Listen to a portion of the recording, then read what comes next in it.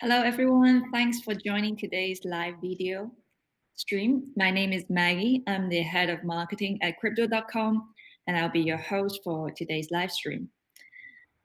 Today, we have not got only one, but two guests joining us. The first one is Igor Mikhalev, and he's the expert principal at Boston Consulting Group. And the second one is our chief operating officer at Crypto.com, Eric Anziani. Back in September, we partnered with BCG to launch a research called The Sudden Rise of DeFi, Opportunities and Risks for Financial Services. The research explored the factors driving the growth of DeFi. In particular, it was the first report that really dove deep into the potential of disrupting the Cefi side of activities.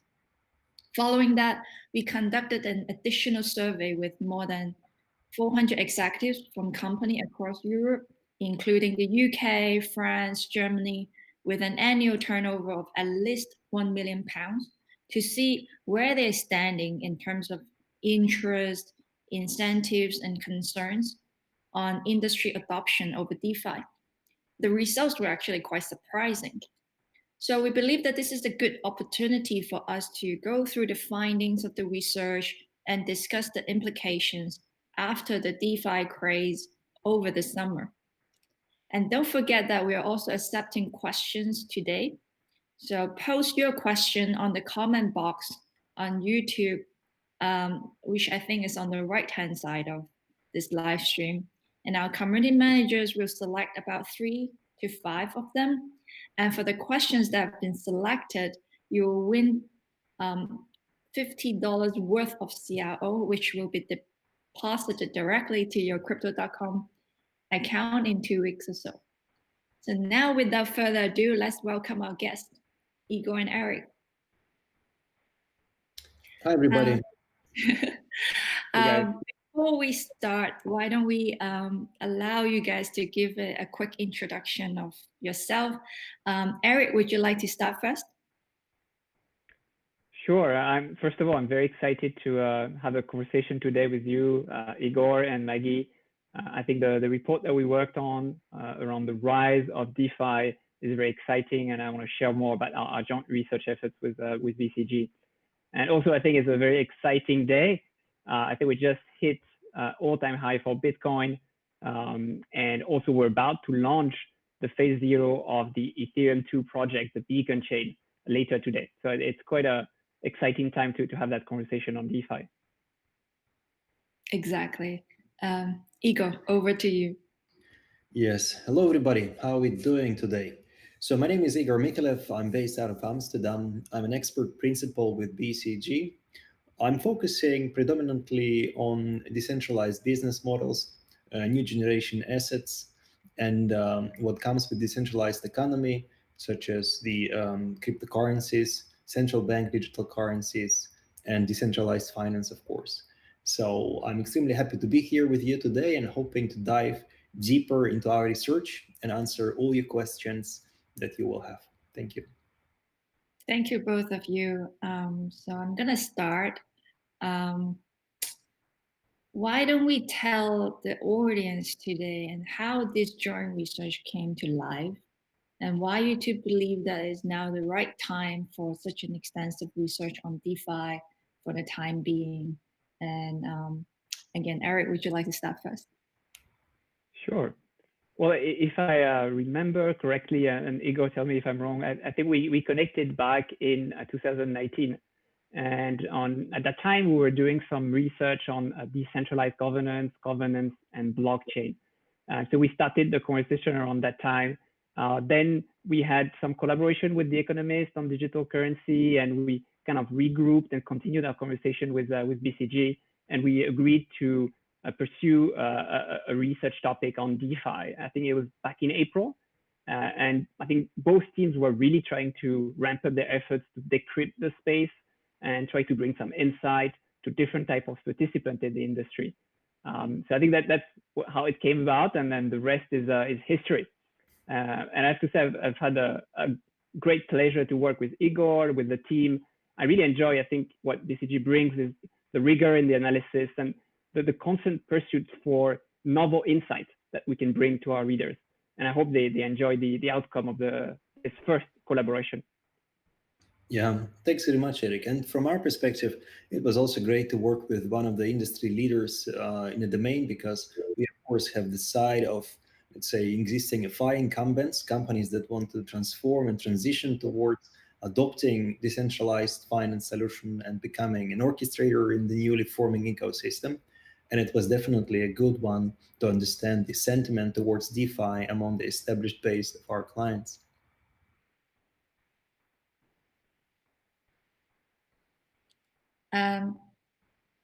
Good to know. Sorry, guys, I'm experiencing a little bit of a camera issue. Please do let me know if you're not seeing my face properly. But until then, let's move on.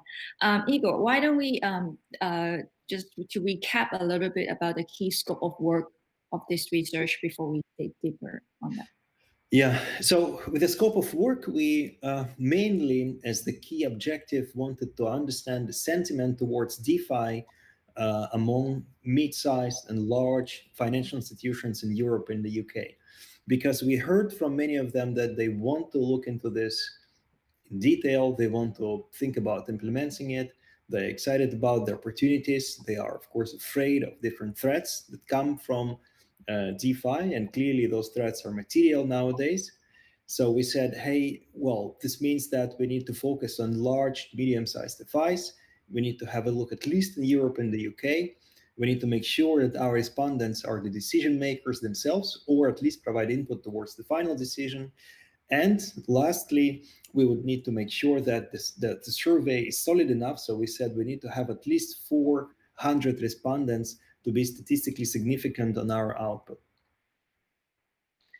Okay, I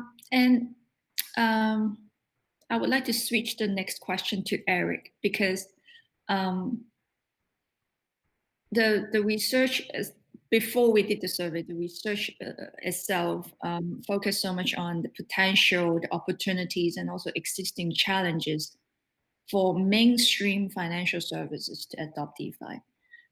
Even for people like us within the crypto space, we believe that DeFi is still at a very early stage. What triggered you to decide that we should focus on talking about where mainstream is in terms of adopting DeFi? Yeah, that's a fair question, Maggie, and you're right. I think DeFi is still at a very early stage, but we have to remember that it really supports some of the key financial services application out there. It's about payment, it's about lending, exchanges, and it covers those use cases with really new business models. And if we look at a traditional player, it's of course first importance to them because it can directly disrupt their core business. So I think that's the first point, and that's why we wanted to get the view of those traditional players. On top of that, I think Igor mentioned it before, there is a lot of interest in using blockchain technology in general in the industry. And I think these incumbent players have started to leverage the blockchain tech mostly for, I would say, cost-saving initiatives, like digitalizing their processes, saving costs. And I think DeFi offer more revenue-generating use cases with blockchain. So I think that's also very interesting for them. So at the research, we looked at use cases on payment, exchange, lending. Igor, would you like to give us an overview in terms of the extent of mainstream adoption and any specific real use cases that you would like to share with us today? Yes. So we are of course far away from the mainstream adoption, which is also a good thing because it allows for sufficient innovation opportunities and for newcomers to capture a fair market share. So this is really great news, but momentum is really immense. So of course, compared to something like 300 billion market size, market cap for all cryptos combined right now, like something like 15 billion of TVL in DeFi is really not much. However, we saw that the growth is nearly exponential, and this can mean that the situation can change dramatically really, really soon. So therefore, it's a huge, immense momentum which we need to be aware of.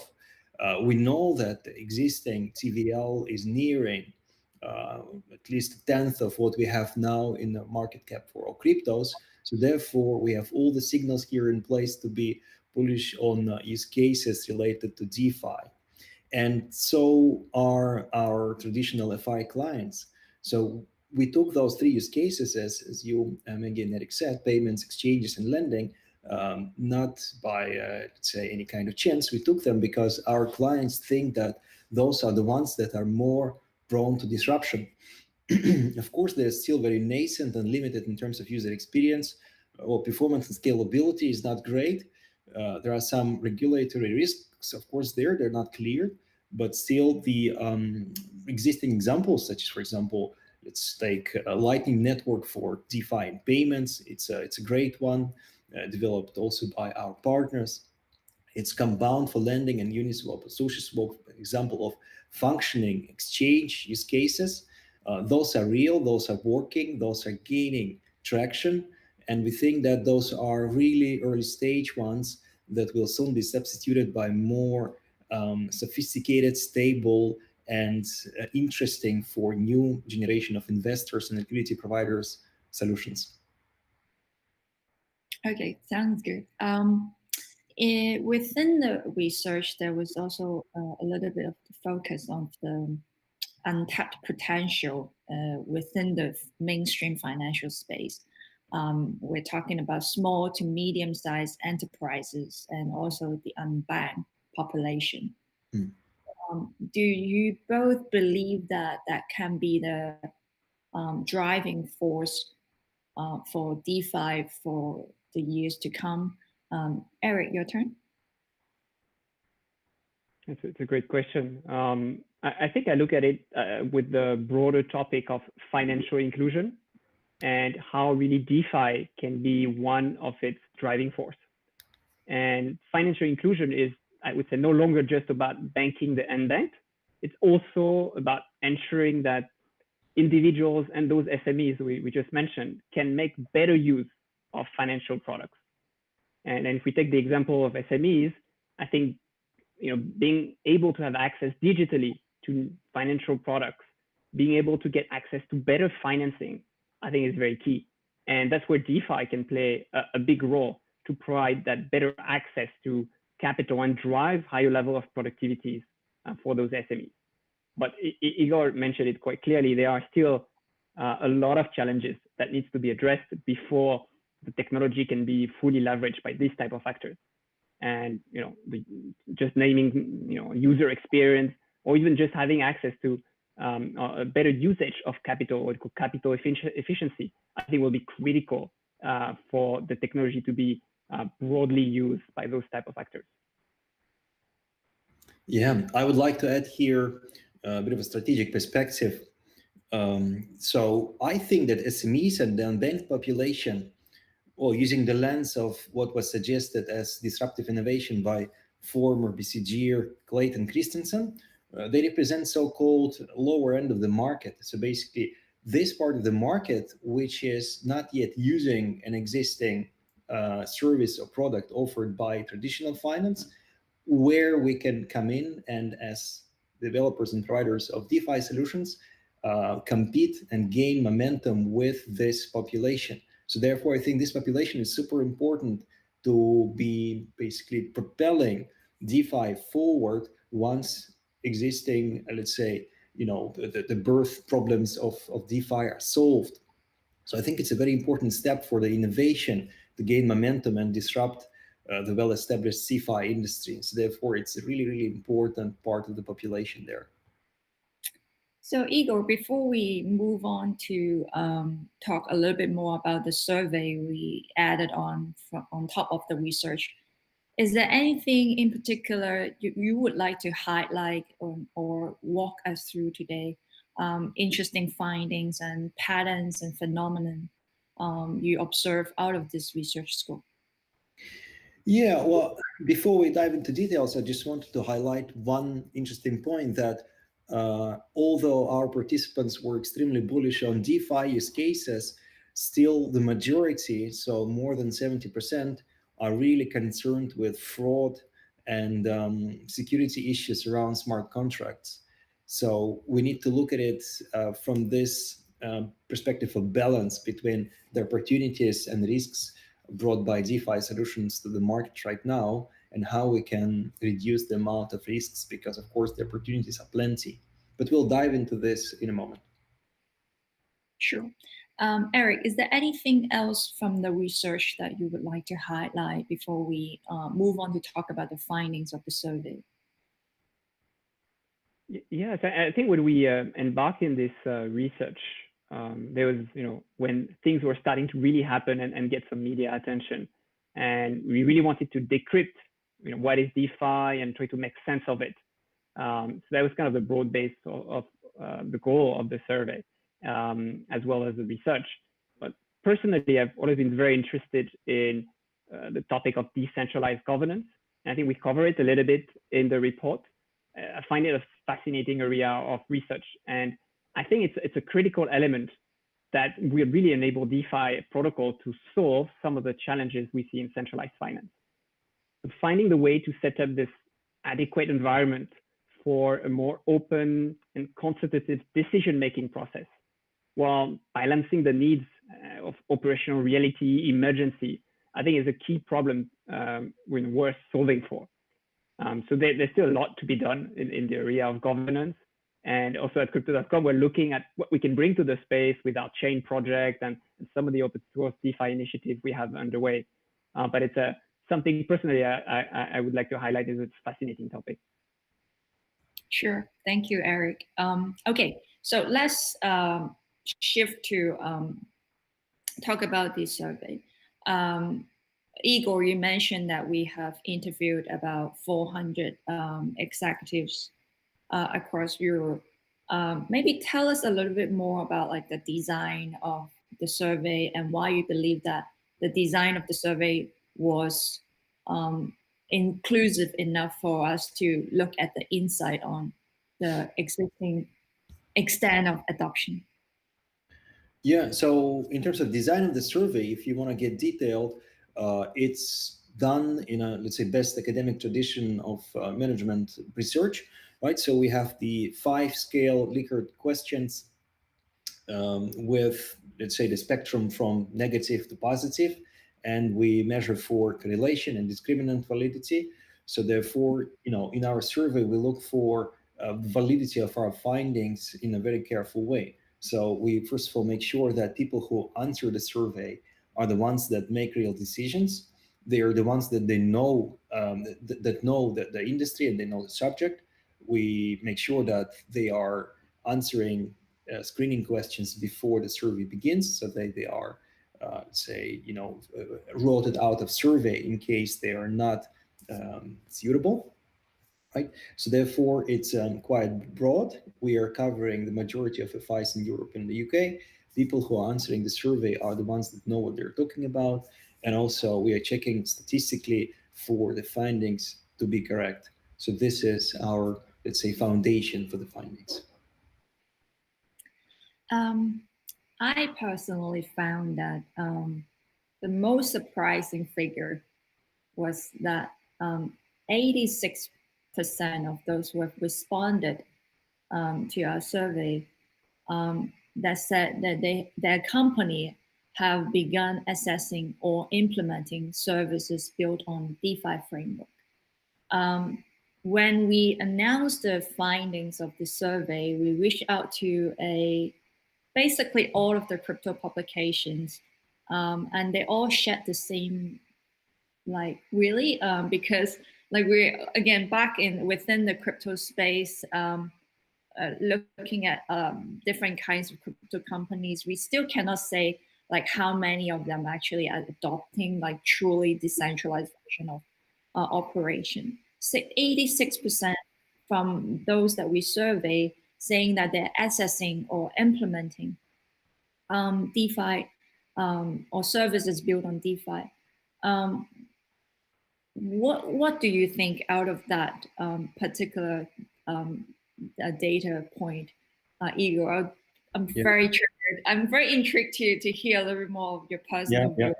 No, great question. To be honest, I was also surprised. So I was like, what, 86%? How is this possible? I didn't see like each and every FI churning out a new protocol every day or what have you. And on the backdrop of this, we went out and reached out to a few FIs personally to validate findings. And indeed, well, all of them that we reached out to are working on DeFi in one way or the other. And working, meaning also looking at it, discussing strategy, thinking about opportunities and threats. So I'd say that most of them are perplexed and a bit unsettled by opportunities and risks that DeFi brings into their domain. They are, they know that policymakers and governments are increasingly adopting things like CBDCs, central bank digital currencies.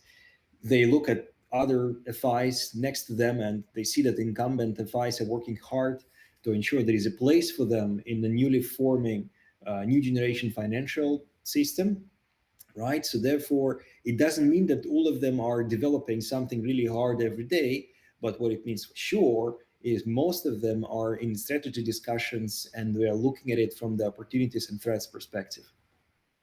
And even like a couple of the guest projects that we have invited for the AMA series, they're actually working with mainstream entities on, say, for example, bringing better efficiency on processing the transactions by, leveraging the private blockchain network and or like, figuring out, a work stream that would facilitate between private and public blockchain, which in a way, as a user, we might not even know that that's what they're doing at the back. And I guess to a certain extent, that's also why this figure seems quite surprising, because we know on the forefront that there are some innovative DeFi projects driving the development of new protocol, automated market maker and whatnot.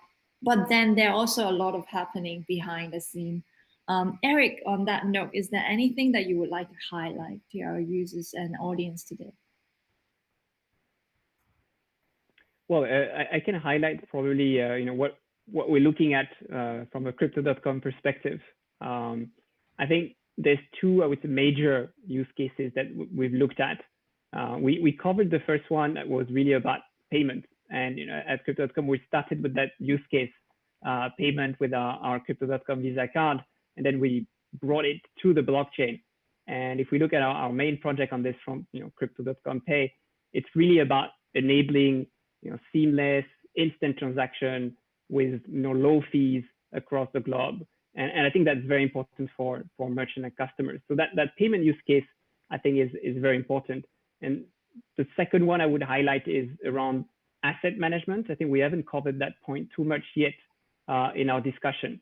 And we talked about the kind of explosive growth, exponential growth of DeFi. And it was driven primarily by the search for yield and the better returns that can be provided thanks to DeFi and some of the mechanisms to bootstrap some of those protocols like liquidity mining. So that unfiltered access to products that can give better returns that traditional banks, I think is very appealing and is a very strong use case that is something that makes sense for users to focus on. Yeah, certainly. Yeah, and you just mentioned, Eric, two areas that Crypto.com we are focusing a lot, which are payment and also asset management. On that note, Igor, is there anything else from this survey in terms of the current level of the adoption, or at least the level of perception and receptiveness from the 400 plus executives that you would like to highlight? Yes. So looking at the results now, I would like to share a couple of statistics with you, just the most interesting ones. Well, first of all, 65% of participants believe that there is a compelling case to adopt blockchain technologies in their financial institutions.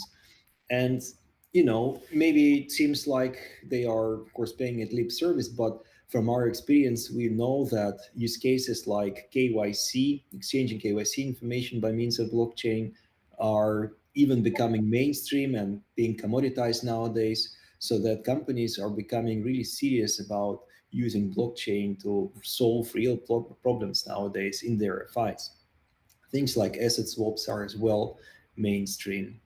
Then 7 out of 10 surveyed execs believe that efficiency gains are an important driver for DeFi adoption. And think about it, DeFi, what it does, it disintermediates the relationship between the client and sometimes the other client of the traditional FI, right? So people start being able to work together without this third party, without this traditional FI sitting in between, and sometimes using this position to enjoy entirely profit maximizing situation there, right? So those profit maximizers are sometimes presumably being pushed out of the value chain. And this is extremely interesting for users, of course, because it unlocks massive value, and it's extremely interesting for new entrants because they can use that value to build new generation of solutions with new generation of usability and customer intimacy. And lastly, it's extremely interesting, of course, for incumbents, because for them it means that if this happens and they're late to the party, it would mean that they are going to be disrupted in a massive way. And of course, they don't really want that. So therefore, 7 out of 10 really believe there is something behind it and they need to act now to stay actual. Right. And then, as I mentioned, one of the biggest concerns here is fraud and security of smart contracts, which we need to be able to start addressing in a systematic way if we want to bring adoption of DeFi to the new level. Yeah, I think there are also just a lot of interest for us to talk a little bit more about that later as well. But before we move on to talk a little bit more about the challenges that we're facing, I would like to get the next question to Eric, because if we're looking at the opportunities, right, before we talk about the challenges, for, let's say, the existing projects and DeFi, and even for like companies like us, Crypto.com, like how do we take the opportunity right now, to help escalate, accelerate, and also play a part of disrupting traditional CeFi industry? From the survey results, it says 35% of decision makers whose companies are assessing and implementing DeFi say that their company is collaborating with an existing consortium, platform, application, services, which is the highest compared to other answers such as developing their own blockchain technology. What are we doing in particular at Crypto.com, and what do you believe that we can do to help really drive this forward? Yes, so that's a very exciting question, because now we get to talk about what are we building for the space for DeFi. And I think covered a little bit payment already. And I think the important part for us as a industry player is actually we're building products. We're adding to the IP of the space, and we trying to make it open so other participants can join and build on top of what we have developed. So on the payment front, we have the Crypto.com chain, which is our own open source and permissionless protocol that really enable that fast, low latency payment solution that is going soon to mainnet that power our mobile payment solution, Crypto.com Pay. So we've integrated this solution with thousands of merchants worldwide, and we've opened up that network to other participants in the industry, like third-party wallets, MetaMask, or anyone that can connect through Wallet Connect, for example, but also to other industry participants. So we're building the technology, we're building the network, and we're opening up that network to other participants to join so we can drive adoption. So I think payment is really enabling that. I think second to payment, we have, I would say, the exchange, which is the other use case, which is we discussed as part of also the research that we did, exchange between cryptocurrency, and doing that through a decentralized way. We launched a couple of months ago now a DeFi swap product that enables just that, leveraging on existing tech and building on top of that. And we've seen very strong traction around that product. Tens of millions of liquidity is already on the protocol, and we see also tens of millions of dollars of transactions. And we're trying to connect this protocol to other aggregators and other participants in the industry in the same spirit. So I think payment, more recently exchange, are the two use cases that we've brought to the market. I think the third one that we haven't yet brought on the decentralized finance way is the yield generation. That looks products that can drive better returns to customers as well as institutions. And I think you'll see some products coming up on that front very soon. Great. I'm glad that we covered that today. Igor, before we move on to answering some of the questions posted by people joining the live stream today, I want to go back to talk about the challenges that we were just talking about. From the survey findings, do you believe that this is a bigger concern than, say, security risk happens in any sector of financial services, like even on the existing one, the mainstream one, even for the centralized version of crypto operations as well. It's just that the challenges and the risk that we are now observing, witnessing is different. It lies on the defects of the codes or the risk on the smart contracts. Do you see that this is a bigger alarm than any other financial related innovations that we have come across so far? Yes, so there are two components to this. First one is, as you mentioned, the maturity of the code itself. So of course, traditional FI is built based on code, same as the DeFi. However, if you build on top of layer one protocols such as Ethereum, you have to deal with constraints and limitations and typical specific ways of working that you have with Solidity or with other development language. And in this case, it's a bit of a learning curve there for developers, for people that ensure quality. And there are not too many solutions available to basically run the entire software development lifecycle to the same level of quality. And this is, of course, maturing very quickly, and we're going to get there soon. However, the second piece here is that we don't really have a party to hold accountable typically when it comes to DeFi.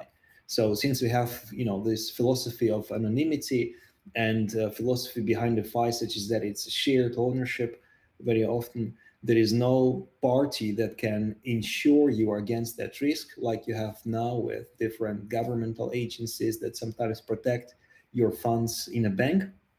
And also, there is no such entity like bank itself that would be compensating you for any kind of issues if something goes wrong.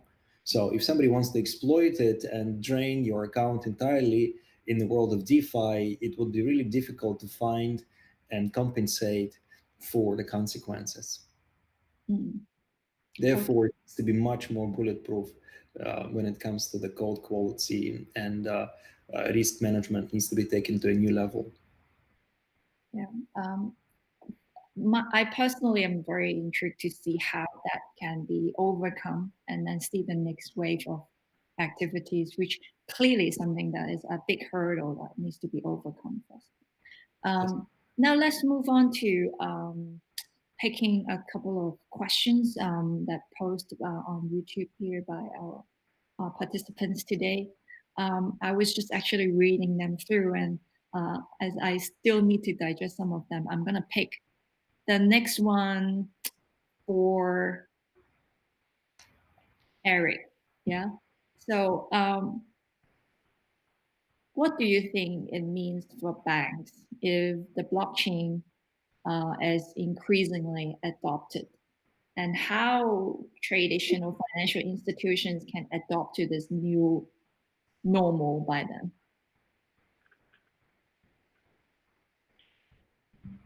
It's a good question, and I think if we look at the research we published on the topic, there are many roles that these traditional players like banks can play, and I think depending on that role, it could be an entry point for them, and before they can become more involved. So they can be a partner, as we discussed. They can be a contributor with funds. They can be just an active user. Or they can be even an orchestrator. So they have different roles that they can play in this space, and depending on that, they will be more and more involved, and they need probably stronger level of confidence and some pilots and experiments before they can get to that level. So I think it will take time. As Igor mentioned, there's a very strong awareness and interest. There is a strategic reviews that are happening. I think they will start probably some of the banks that are less familiar with the technology with some pilots, try to contribute a partner with existing protocols, and some already will push the agenda and go as JP Morgan and create their own protocol, their own coin. And so you will see some of those players that are a little bit more comfortable or have started a little bit earlier in the journey and will take more steps to participate in the ecosystem. And I would still like to allocate the next question to you, Eric. So if we pull back a little bit, not talk about the traditional financial institutions. Let's just look at, the crypto space that we are in. And why I like to get the next question to you is because Crypto.com is one of the few companies that delivering both DeFi and also Cefi versions of services offering. How do you see DeFi and Cefi are going to evolve in the next, say, like 2 years or so? Do you believe that the trading volume is going to flip to the ratio that we're seeing on Cefi and DeFi today, or what do you think would happen? Yeah, I think when we started our conversation, Igor mentioned the market cap or the TVL of DeFi, which was 15 billion out of the total market cap of crypto. It was 300 plus billion. Even if we look at volume of activity, I think DeFi is still less than 1% of total volume in the industry. So it's not going to be in one day DeFi will take over and there's no more Cefi. I see more a lot of cross collaboration. So Cefi project trying to get some liquidity or some participation from the Cefi actors, whether they're listing their tokens there or they're bringing some of the market maker or the professional from the Cefi world to help them increase their volume and liquidity. On the Cefi side, I see collaboration as well, whether investing in some DeFi protocol, supporting the teams, or launching also their own protocols as we're doing at Crypto.com. And I think both Cefi and DeFi will evolve together, and there will be a lot more collaboration in the future. Yeah, and back to you, Igor, for the next question, which we highlight quite a lot on the security risk today, but we have not even got the chance to talk about the regulatory risk, right? Because that what governments can do, this is decentralizing right? Which is completely away from how governments know how to, regulate financial services. If DeFi does manage to overcome the hurdles that we talked about in terms of security, in terms of user experiences, and even regulatory ones, do you believe that that means centralized financial services will become obsolete? So, what I think is going to unravel is mainly, as Eric said, is going to be, of course, an opportunity for them to collaborate, because Cefi can borrow a lot from DeFi and vice versa.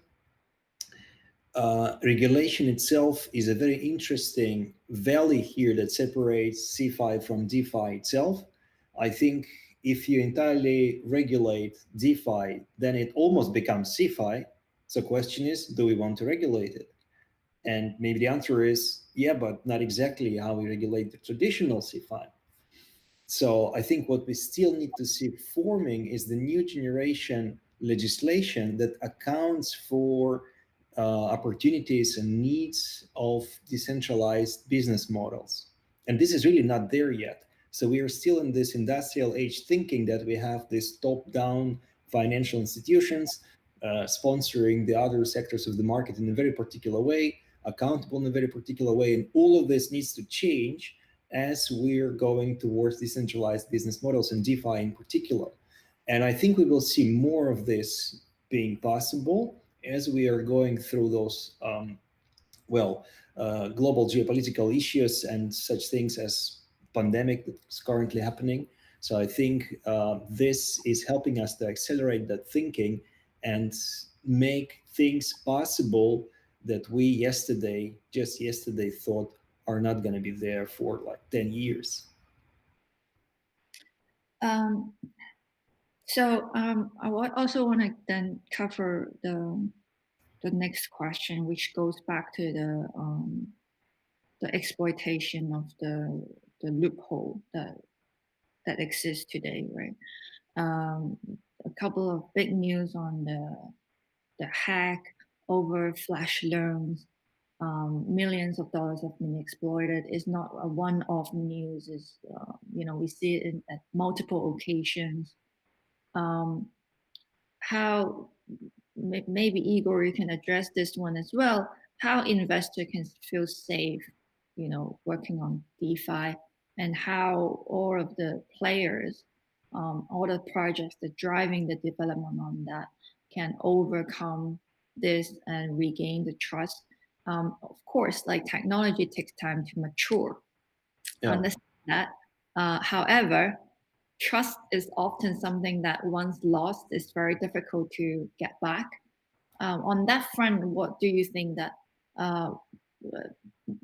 projects and companies, everyone involved in this space, need to do to secure the trust that of the investors while we continue the acceleration of DeFi space?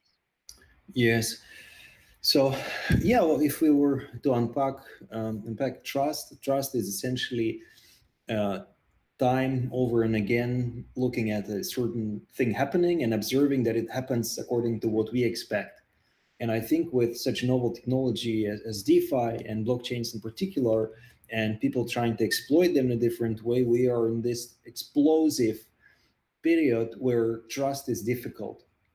So first of all, it's important to hedge your risks, right? As you invest in DeFi, as you build DeFi, as you use DeFi, of course, hedge your risks, because risk and reward is an equation that's known for centuries. So just don't go all in, unless, of course, you really know what you're doing and you're invested in it in a particular way. Then it's really important to look at independent code reviews. So whereas, again, you're an investor or you're building a DeFi product yourself, it's important to engage with an independent code reviewing company that would be investigating and running different risk scenarios on top of your code base to define whether your code base is actually prone to being exploited in a certain way. And if it is the case, then usually the company publishes a report, and then from the report, investors and users can see what vulnerabilities are still there, or whether the company has fixed all the vulnerabilities. So I think this is really, really important for all newly launched DeFi protocols. So unless there is independent code review available, it's better to not announce that this is a production-friendly protocol. And lastly, of course, we need to build on top of existing solid layer 1 and layer 2 solutions. Hopefully with Ethereum 2.0, we'll be much further in terms of performance, scalability, and decrease of the transaction price. So therefore, building on top of this would likely be much more pleasant than the current version. We got Eric to talk a little bit about, what Crypto.com is doing, catching this wave of acceleration. Let's wrap up this live stream asking Igor, what then is BCG doing? And what sort of projects and what kind of companies and businesses that you're collaborating with, and develop, what sort of services and products areas that you're focusing on at the moment? Yeah, so on one hand, we are looking at helping our clients rethink their current business models. So as I mentioned, from being traditional Cefi players, large companies are looking at how can we cannibalize our business today ourselves, as opposed to somebody else cannibalizing it tomorrow and getting part of our business out of our portfolio. So therefore, banks, exchanges, investment and asset management banks, insurers, and payment providers, so that's more or less the group that I would say are now super active, are looking at implementing early stage DeFi POCs and DeFi protocols to aid their current portfolio. All right, so they look at it from the perspective of, well, let's invest and cannibalize a piece of our business now and have people join our DeFi project, as opposed to somebody else disrupting it and taking away a part of our business tomorrow. So that's where I see happening. Then what we are also doing is we are trying to build a community-based set of services ourselves. So we are really inspired by a concept of fair launch. So a concept where governance is entirely owned by the users. So recently we've launched a protocol called liquify.org, which is following fair launch concept. So it's 100% backed by the users. And the idea here is that if you, as a company that launches it, as an orchestrator, you're owning an interesting idea, you can bring it to fruition with your partners being backed by your early users and early adopters. So we're as well experimenting with giving back to community and learning from the concept of entirely democratic, decentralized, fair governance. We think that this probably is the future of governing, managing companies and ventures in the, well, distant future at least. Cool.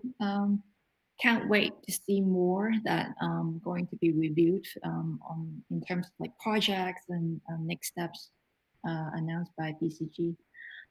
So here's the wrap up of this, and I think we have done a very good job walking through more in the details of the research that we collaborated with BCG, and also this survey providing the insights on where we are at in terms of the DeFi adoption. Thanks so much to you, Eric and Igor, for the insights and the time. Also, big thanks to our community for your participation of this event.